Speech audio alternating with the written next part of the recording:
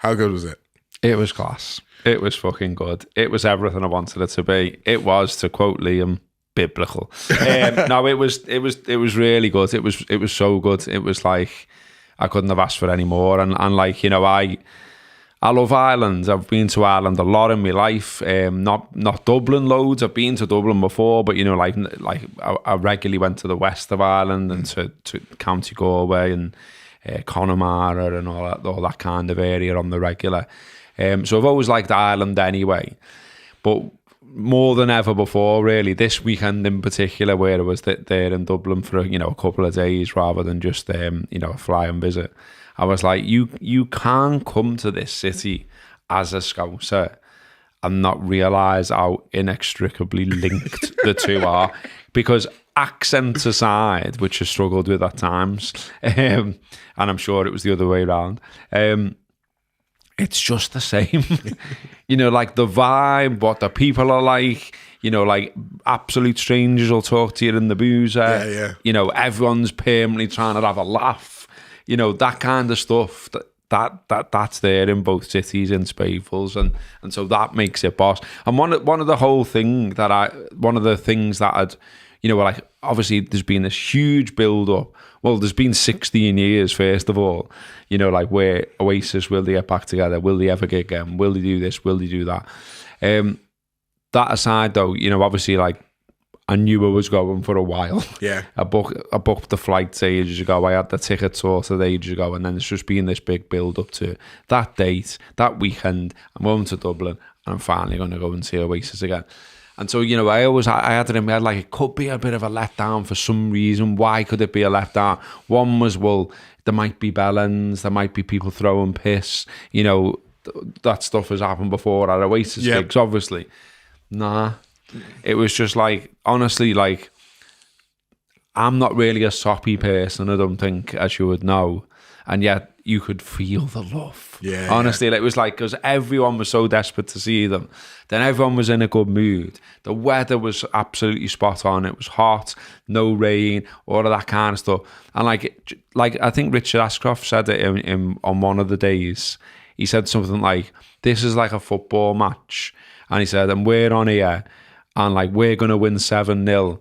And then Oasis are going to come on and they're going to win 22-0. And we're all on the same side. Yeah. And like it was like that. It was like a footy match. It was like that feeling that you get where you're like, I'm part of something and we're all on the same page. But instead of there being like some nasty opposition and people that you boo and whatever, you were all there. And it's mad because like I've always wanted to go to Croke Park and always wanted to go to the Hurling. Yeah. And I still do want to go and I still would like to see that.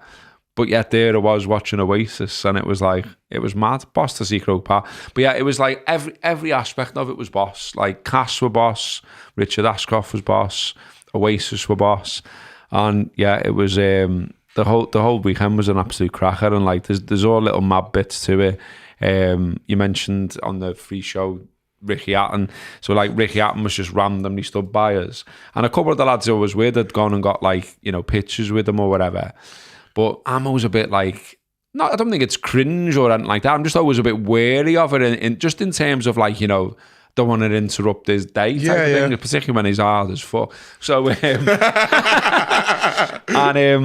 so we were getting a group picture just with like the band in the background, and he come and joined in, and so next one I've got my arm around Ricky Hatton, and like he was a good laugh. Do you know what I mean? He was sound, like, and he was there getting stuck into the Guinness, singing along. Believe that we've ended up on his Instagram stories and stuff like that.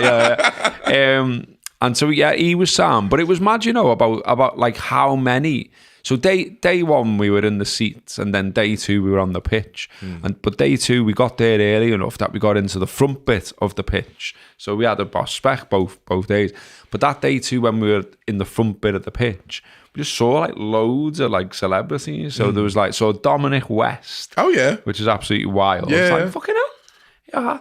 Yeah. And I've seen him before. Seen him in Liverpool in Hardware, I think it's called, the cafe that near what used to be Rapid, hence the name. Oh yeah. He just randomly walked in there one day when I was in there, and I was like, fucking hell. And so seeing him, seeing one of the actors out of Kin, if people have watched that, I'm sure they have. But then there was one bit where I said to Phil, like, I was like, fucking hell, who's that?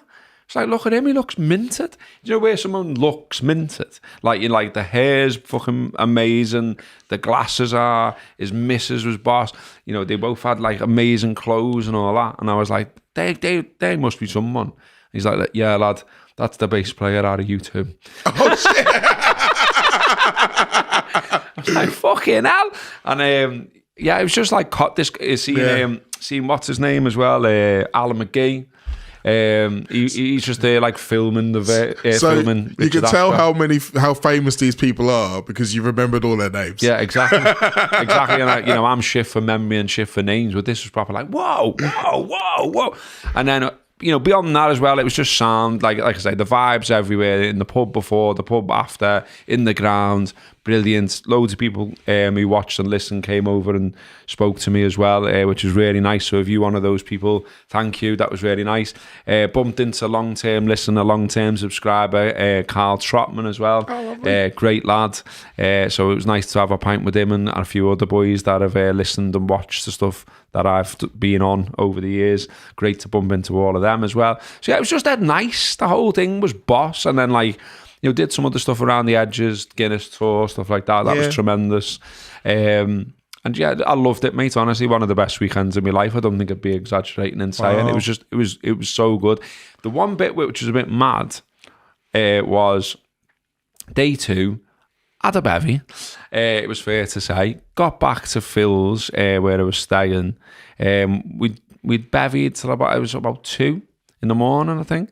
And very quickly, after getting out of the cab, I realised that my phone was still in the cab. And I was like, no! And I was like trying to do all, having half cut. And in the end, I was like, right, I'm just going to go to bed and I'll tackle this in the morning. I honestly felt like a private detective the next day. It was like, find my iPhone, then looking on Google Maps and like, right, it's this road, it's this area.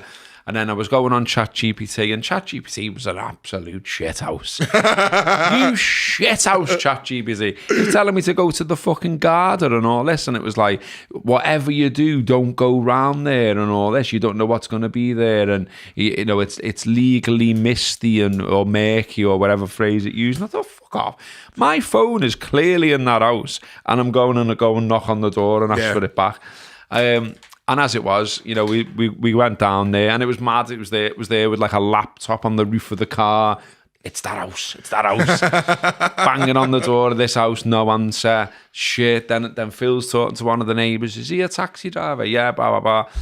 Tried the phone again for the millionth time, and he answered this time. And then Phil's like, all right, mate. Yeah, phone, mate, blah, blah, blah. Yeah.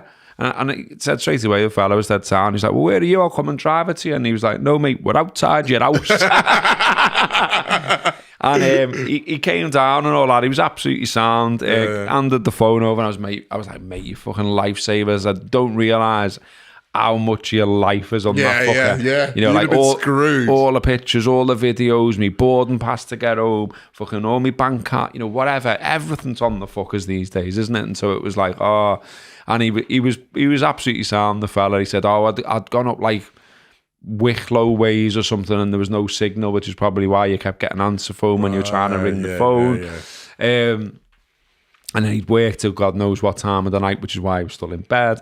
But yeah, he was like inviting us in and everything. He was like, do you want to come in? Do you want a coffee? Do you want to charge the phone and all this? So it was like, yeah, I was honestly so relieved. So yeah, we had to go to, I think it was Lucan, the area of Dublin that we had to go and get that. But we got that sorted. Is right, Phil. Phil probably will watch because he does subscribe. So is right, Phil, again for sorting it all out, mate. And yeah, it was boss. The whole thing was boss. Liam was cool as fuck. Liam's voice sounded great. The band were dead tight.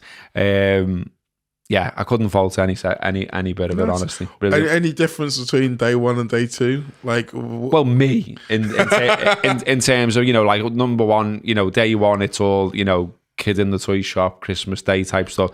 Day 2 was more like, right, I can take this in a little bit more today and enjoy it a little bit more. And like there was tears both days on different songs for different reasons. You know what I mean? Like day 2, I went on the master plan. Day 1, it was near at the start of the set, just at the sheer fucking hell, I'm seeing Oasis again. Yeah. And it was like you know, to me, it wasn't like a gig. It was like a sort of like a cultural event almost, and like it was so like, you know, I wouldn't say like Oasis have defined me life. That's probably a little bit too much, but you know, they've been a pretty big part of it. And, you know, I've seen them lots of times in different places, different times, and you know, saw them at Man City's ground, which is not even there anymore, and saw them when I was at uni, saw them in Blackpool, saw them in Sheffield, you know, sort of seen them here in Liverpool, etc., with all different memories from each one.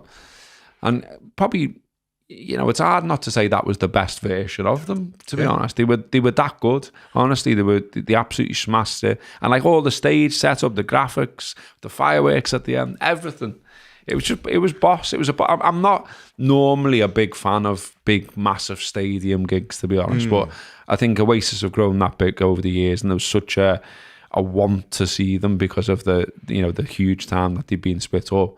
There's no other way to do it. Do you know what I mean? Other than do stadium gigs. And I did have a little worry about, you know, you were saying about worries before it even happened. I was like, if I'm seeing them that far down the line, I wonder if they'll fucking fall out again and split up before they even get there. So I'm glad we got that over the line, lads. Well in for staying together. And then I thought, you know, will there be like a boredom stage because, you know, they're playing a lot of dates, like but you never got any sense of that. I didn't think. And you know, Liam's coming out with little bits of madness and, you know, telling Edinburgh to fuck off because he's still fuming about what some councillor said, and you know, just being Liam basically. So and you know, like he like I say, look, boss, he had a boss coat on. Wouldn't mind that coat, but probably can't afford it. And Gem's my new man crush. I was like, look, you know, again, like, I'm very wary of my age these days, and the fact that I'm grey, white, whatever's going on with me beard and head these days. And I was looking at him thinking, well, you still look cool as fuck and you're 58. So there's hope for all of us. Like, so yeah, honestly, it was really, really good. And like I say, I think that the crowd and the feel of the crowd made a lot of it for me as well. Like just everyone was so happy.